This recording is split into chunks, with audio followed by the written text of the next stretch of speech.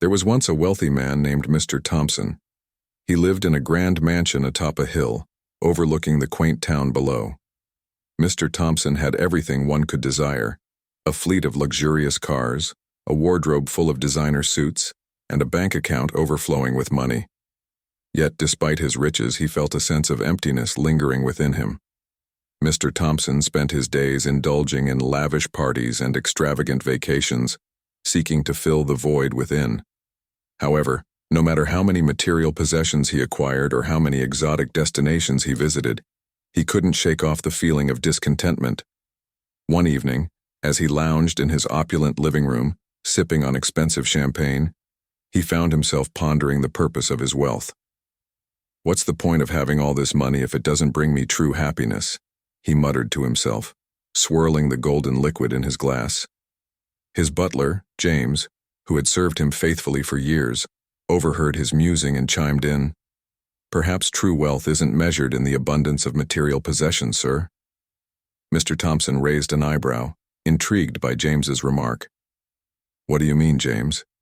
James cleared his throat before launching into a tale he had heard from his grandfather, a wise old gardener who tended to the sprawling estate many years ago. Once upon a time, in a distant village nestled among lush green fields, there lived a farmer named Henry.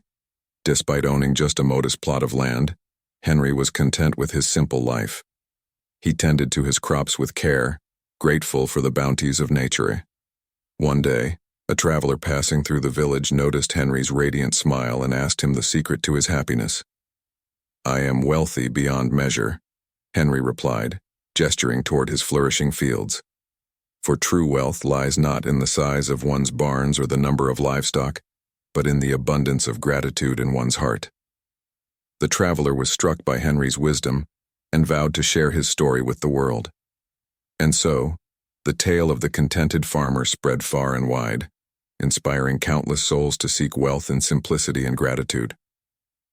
Mr. Thompson listened intently to James's story, feeling a pang of realization stir within him.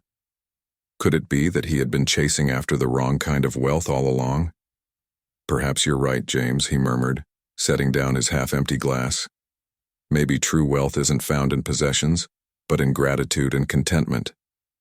And so, Mr. Thompson embarked on a new journey, one guided not by the pursuit of material riches, but by the pursuit of inner peace and fulfillment.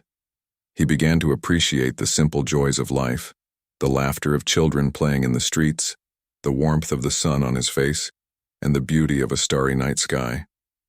In letting go of his obsession with wealth, Mr. Thompson found something far more valuable: a sense of purpose and a newfound appreciation for the abundance of blessings that surrounded him. And as he gazed out at the world from his hilltop mansion, he realized that true wealth was not measured in the size of his bank account, but in the richness of his heart.